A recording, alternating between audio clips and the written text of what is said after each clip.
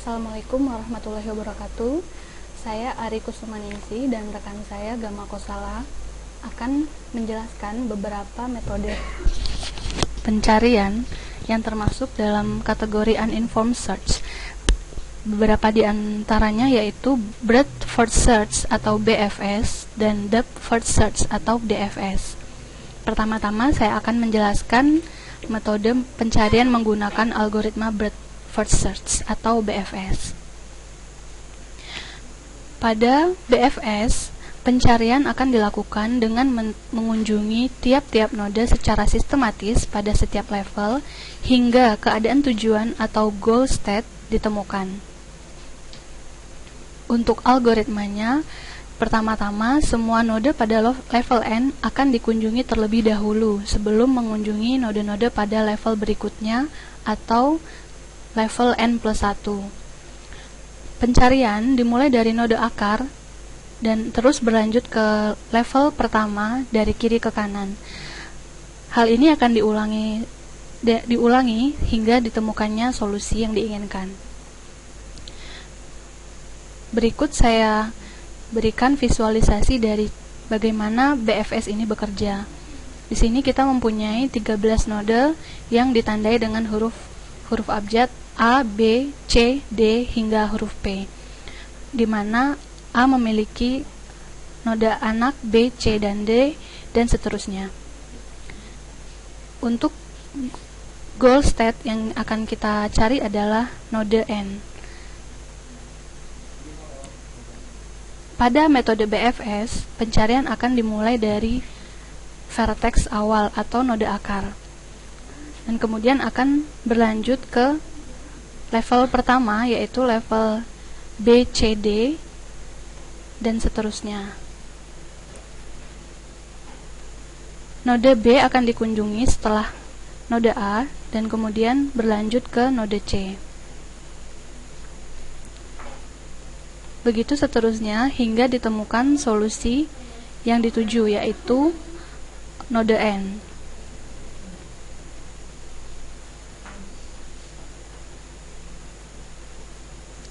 Dalam hal ini, node-node yang berwarna merah merupakan node yang telah dikunjungi, sehingga solusi atau path dari BFS untuk kasus ini adalah berurutan dari A, B, C, D, E, I, J, K, L, dan N.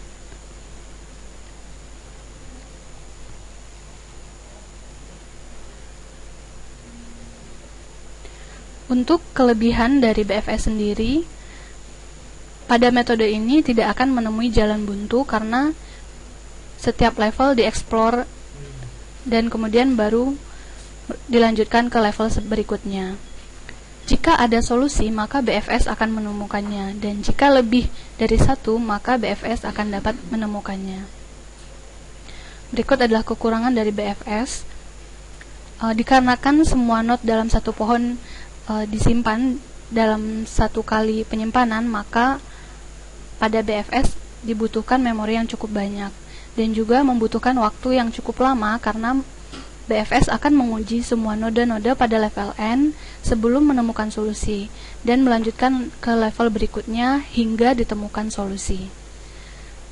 Sekian penjelasan saya mengenai BFS, dan penjelasan mengenai metode DFS akan dijelaskan oleh rekan saya Gama Kosala.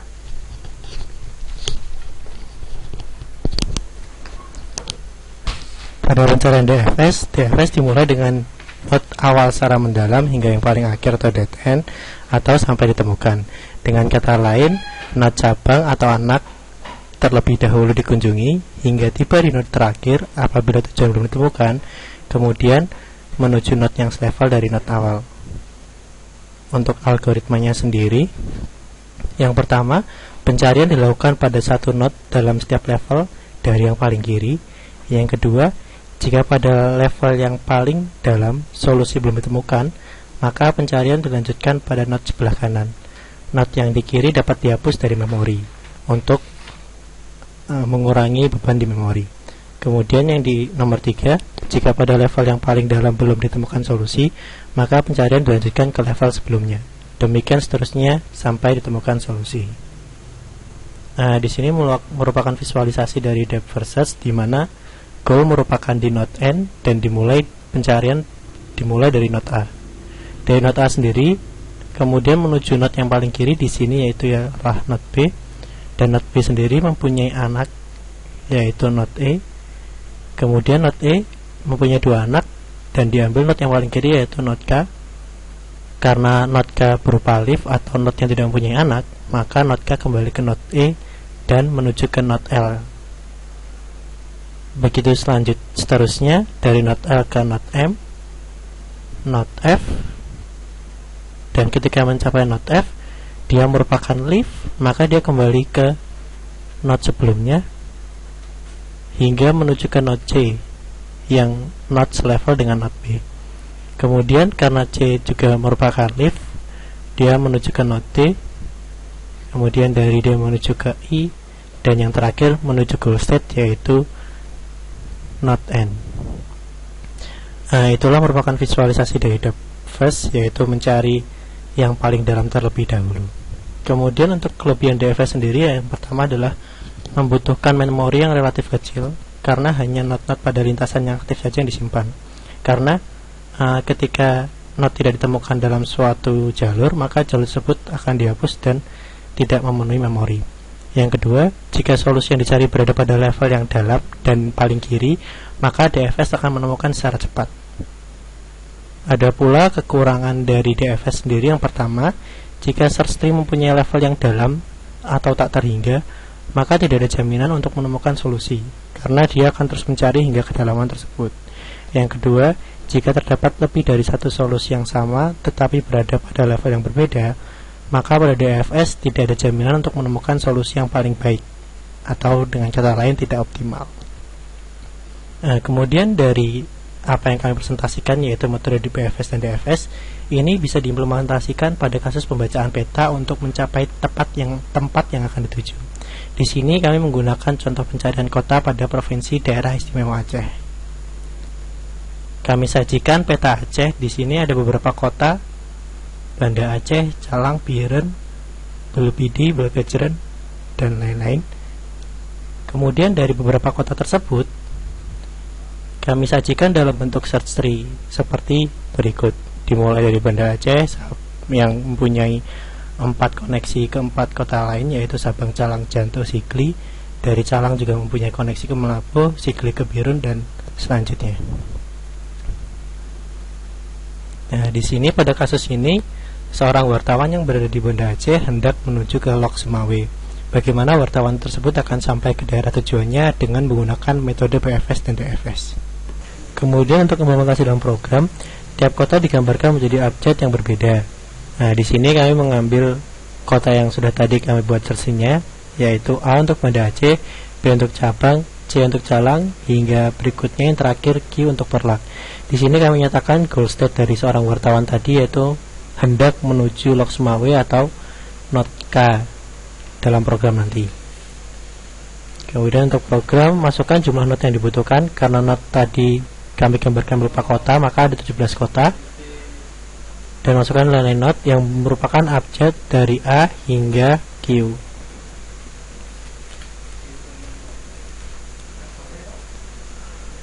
Kemudian kita tentukan hubungan antar node, yaitu dengan menuliskan node parent spasi node children.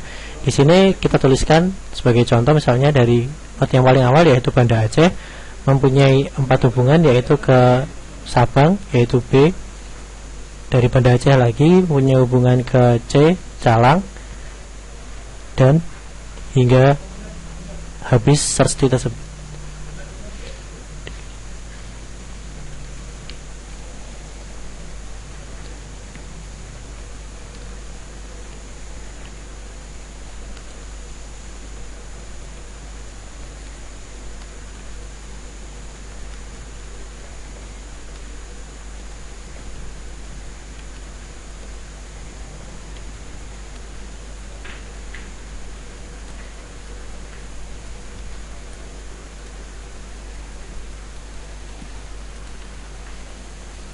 Kemudian ditanyakan not yang akan dicari, karena dari wartawan tadi akan menuju log Sumawe, dan di sini juga log Sumawe sebagai not K, maka kami masukkan K.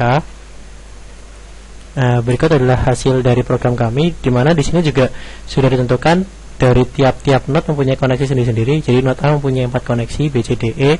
B hanya mempunyai satu koneksi yang ke A, dan seterusnya. Kemudian di sini ada 2 hasil pencarian. Untuk BFS sendiri, hasil pencarian ternyata lebih cepat dari metode DFS. Oke, di sini kami akan membandingkan hasil dari program kami. Kemudian ada search yang tadi kami sudah buat. Kemudian dari kota-kota yang diwakilkan dengan huruf abjad. Hasil penulisan BFS yang sudah kami lakukan tadi yaitu adalah A yaitu Banda Aceh menuju ke B Sabang, C Caklang, D Janto, E Sigli, dan seterusnya F G H I J yaitu Melabuh, Biren, Belpidi, Simolo, Takengon, hingga state terakhir yaitu Lok Sumawe. Sedangkan untuk DFS sendiri dimulai dari Banda Aceh menuju ke Sabang, menuju ke Calang, karena Calang mempunyai anak lagi, dia turun ke Melabuh, kemudian turun ke Pidi, Tapak Tuan, Singkil, karena sudah dia naik ke atas, ini sudah, kemudian dia ke Simelo dan ke Janto, ke Sigli, ke Biren, hingga berikutnya hingga menuju ke Lok Sumawe. Dari hasil ini, dari untuk pencarian kota di daerah istimewa Aceh dengan menggunakan search tree ini, bisa disimpulkan bahwa metode BFS lebih optimal karena menghasilkan path yang lebih sedikit dibandingkan dengan metode DFS. Oke, sekian presentasi dari kelompok kami. Ada kurang lebihnya mohon maaf. Terima kasih. Wassalamualaikum warahmatullahi wabarakatuh.